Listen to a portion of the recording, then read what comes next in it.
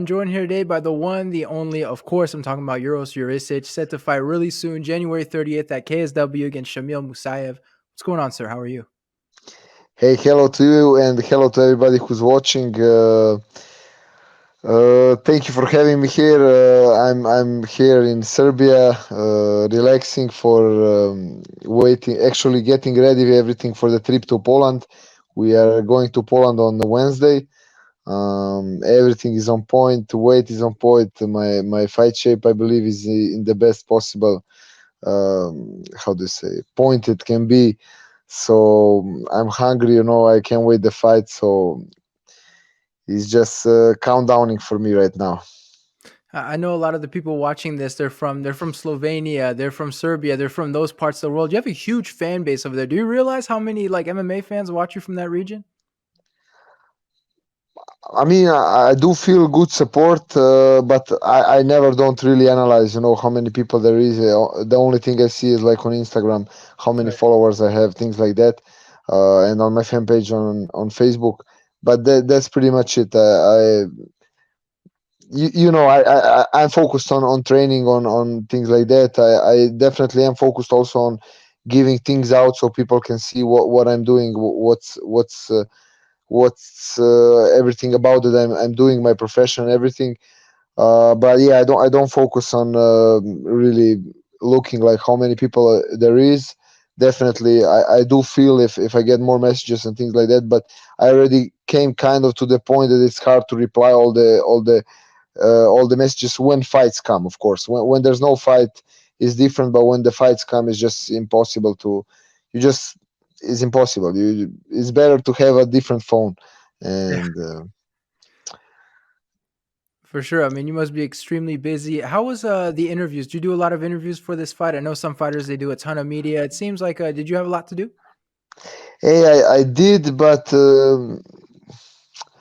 I tried my best, but also few interview fell down because I just didn't manage. To go through it by time, and because I had to reschedule a few times, then they said, look, let's do it maybe better after the fight. But I think I gave as much as I could. Just one case went like as I mentioned, and it's how it is. The first thing for me is win, and I'm focused on that. Now all the rest comes after that.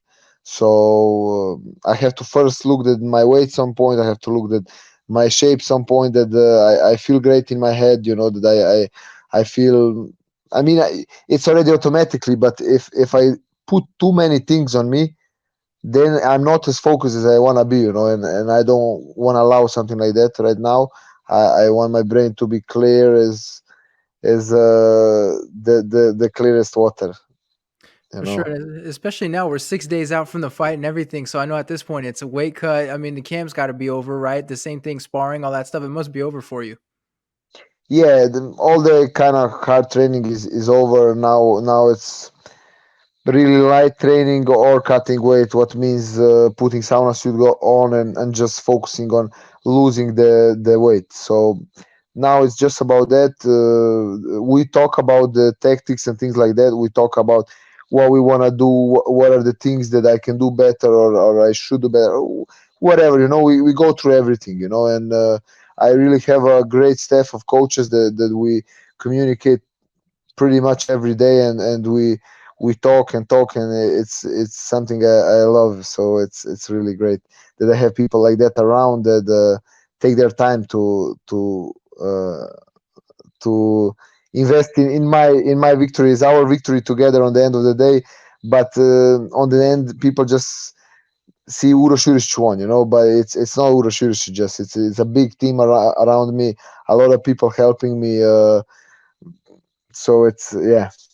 But it's a great feeling I have them next to me. So thank you to everybody if you'll be watching. Thank you for being there for me. All the coaches from Slovenia, all the coaches from Serbia, guys, you're amazing. Thank you for all the sponsors who made it possible to me to go to Serbia and train here, and not think about other things than just training and food and things like that. I really appreciate from everybody and all my friends and everything. My girl, man, she's amazing. She does a lot of help in my fight camp. So amazing. Thank you to everybody. And so, speaking of which, the big news we found out after your Bellator fight was you signed with KSW, the probably the biggest promotion in Europe. And it seems like if you're a talented European guy, you're fighting for KSW. How did that signing with KSW happen? Actually, we signed with KSW way ago. I don't know, maybe it was January, something like that, 2020. But then the Corona started coming. I don't know, maybe it was a little late, maybe March. I don't know exactly, but Corona started coming, so nothing was for sure. Events start falling down. Um, I was waiting for getting to get a fight, and we didn't get a fight. We didn't get a fight, and things were all the time postponing. That means like if right rescheduling further in the future, and. Then we really need. I mean, I really needed a fight because before I was injured, I didn't fight for a while, and it's just it, it's not fun training if you don't have a fight. I mean, it is fun, but it's not as much fun, and it's not as much fun to put your 100%. It's one thing is if you train like hobby and you come and you just do something, you put your 20-30%. But the other thing is when you want to move your limit of your skills and your physical aspect on a higher level, and you're putting your 100%, then it's much easier if you have a fight. So we were really looking to get a fight, and we got it in Bellator. KSW allowed us so, and we got one fight. It went as planned, and now we made it official with KSW. We got a great fight in KSW. So 30 January is action in KSW. So let's talk about your opponent a little bit. I mean, what was your reaction when they came to you and they said Musaev was like the first guy you were going to be fighting for them? Uh, Man, of course, I was very happy. I have a good opponent in front of me, but there was a little complications with its offering of opponents.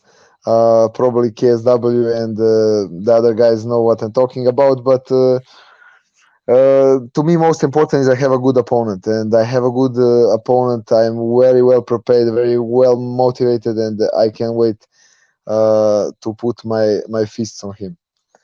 And so, how do you like the matchup in this fight? Usually, fighters they always like the matchup, and I would hope this would be the case too. But how do you like the matchup against him?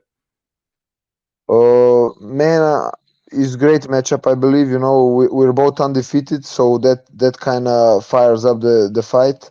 Um, Now, what do you mean matchup? Like stylistically or Exactly, stylistically. stylistically?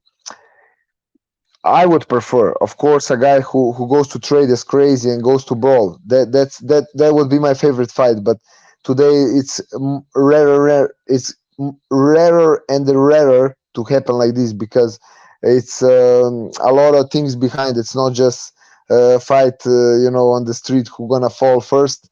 It's a lot of more things, a lot of more time invested in. So people don't want to risk getting knocked out in a brawl. Um, so he's not really a bro. I would be the happiest if he would be, but he's more very technical, fast a striker with good kicks. Likes to throw some spinning things. Um, so, Solid grappler, but I didn't see anything special on the ground. He does take crucifix position a few times, then where he actually finishes the fight. So I mean, he has some ground skill, but I didn't see like some really high level jiu-jitsu. I saw good wrestling and grappling based on wrestling, I would say. He was also before a Sanda champion of the world. At least that's what his Instagram says. So I believe he uses his distance pretty good, even in his fight that I watched. So I guess he got it from all the amateur fights, because usually the amateur fights you have more of them. It's not like 10, 20. It's you can go to 100. A lot of people have amateur fights like that, in stand up especially. They don't pro fights. You usually do like 1 on 3 months is the best case scenario almost. But of course it happens in less time, but usually it's like that. But amateur, man, you can fight every week almost. It all depends from injuries and things like that. But you have guys who do Muay Thai fights every 2 weeks, something like that. It's just crazy. So probably got the experience of good distancing and things like that in the amateur career, and he also has some amateur MMA. Um, no, he's good opponent. I'm very well prepared on everything. We watched him good. We analyzed him. We trained hard. We trained smart, and now it's time to prove, who is the real guy, who is the best guy. I believe in the whole KSW welterweight division, and that's it. I believe one of us is, because I mean one of us. Yeah, yeah, only one guy, but one of us, because I believe we're both undefeated. He has wins in KSW, 2 wins, and I don't know all the other guys in the welterweight division, but I know some things about Soldic which I don't like the most, and he wears the belt, but honestly, in my eye, he not the real champion as character, So I don't know. Whatever. They can give him the belt, but the real number one is the guy who stands in front of anybody they put, the best guys. And I think he doesn't do that. Um, so yeah. So what is it about the champion that you don't like exactly? Man, it's a very long story. It's a very long story. Now I can tell you everything, but it can take some time, Um, I don't know. Or I can What's the try most to. important thing? What can you tell us? Like, what's the most important? The Like, most important thing is like it's way ago, maybe 3 4 years ago. I think at that time I was 4-0 or 5-0. I was 4-0 and I won a fight. I was 5-0, and I think the guy was at that time 8-4, something like that. So nothing special, I won't say 5-0 is also not, something very very special, but it shows you're going in the right way, so uh, FFC was a regional promotion that was kind of the best at the moment, and Roberto, I think, was the champion there. And FFC decided to offer me a fight with him. Of course, I was very happy to accept the fight, but they told me they sent me the contract, everything was kind of already, because usually you get the contract after everything is already said. No, man, I got it even before, so everything was on the table.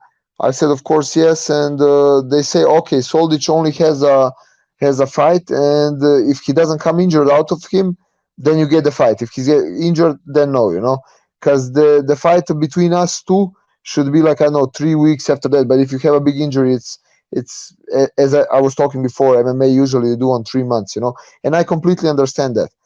Um, but then he wins the fight there, and they text me a message.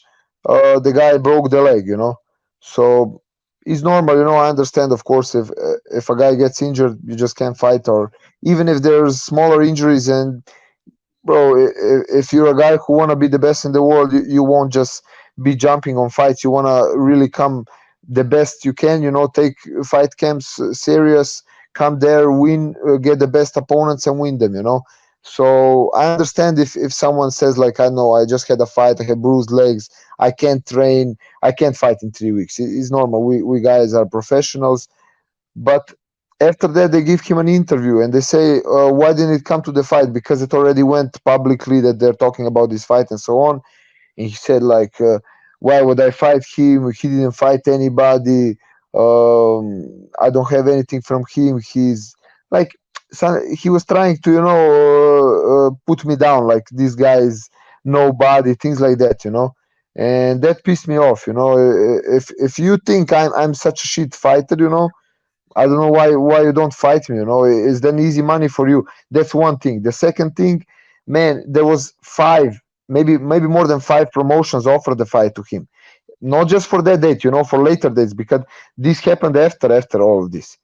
and he didn't accept one single offer, and there were good offers also, and they were talking like, no, this is little money for us, bro.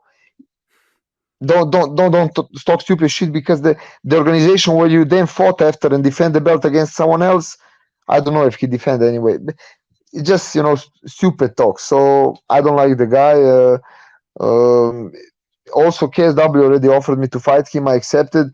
He, as I heard, he got more guys on the table which to accept, and he didn't choose me. He chose the other guy, and he was talking like I need big fights, who make trouble for me. Bro, you took a guy, a jiu-jitsu guy who didn't have any stand-up, and he knocked him out. I don't know, bro. Then he say like, no, Uros is not on my level, blah, blah, blah. And then he fights a guy who has a worse record than me and fought 10 times worse guys than me. Then he say, "I know I won't fight me because I don't have a good record, blah, blah, blah." And then he fights a guy after that he say that he fight a guy with 0 win and 12 losses. Bro, I rather kill myself than do something like that if I talk shit like him. But I do understand. This fight he took because one guy got injured and they changed the opponent the same day. There is logic, but bro, if I would be talking shit like him, I would never take the fight. I would just say, guys, 0-12, no, thank you. But no, he went and he win. Oh, I have a better record, man. This for me is no real champion character. And there's a lot. I can talk 2 hours about this, man. 2 hours, and it's no stopping. So I just don't like the guy, and I hope he decide to get the balls to fight me. If he doesn't, I don't care. He go his way, I go my way, and that's it. But on the end of the day, this fight gonna show who's number one. And if he doesn't wanna stand in front of me, then go out of this division. Go out, and he already did one fight in middleweight. Stay there or whatever. I can come hunting him also there if KSW asks me for that. But otherwise, just move out of the way. If you don't wanna fight, move out of the way, and that's it. There we go. That message was very clear, and it sounds like you guys are going to have to eventually fight at some point. But listen, speaking of Man, fight, sorry to interrupt. He go ahead. should have fought me already million times. Yeah. So at him, you never know. You never know, because is just, bro, is very very tactically everything.